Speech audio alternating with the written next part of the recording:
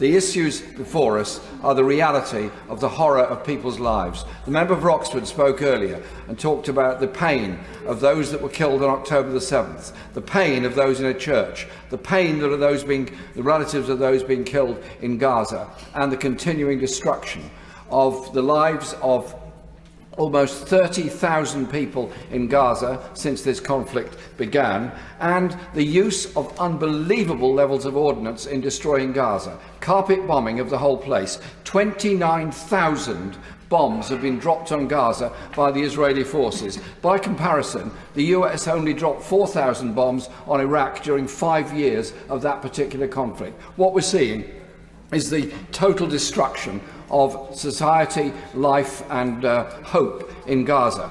I keep meeting Palestinian people who tell me how many of their relatives have been killed in Gaza. Our good friend Hussam Zumlot, the Palestinian ambassador, has lost 100 members of his wider family in this conflict. I met a man going through unbelievable trauma, Wael, in Bristol 2 weeks ago, who's lost 17 immediate members of his family. But Israel's lack of support or recognition for international law goes back a long way. The Fourth Geneva Convention has found them wanting on so many cases of the power of an occupying force.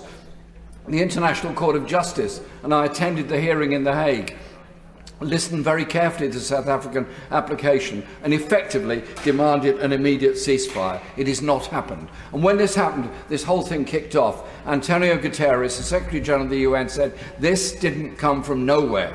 It comes from decades of the encirclement of Gaza. It comes from the occupation of the West Bank. It comes from a settlement policy. It comes from the inability of Palestinian people to be able to live their lives in peace. A ceasefire now is absolutely essential.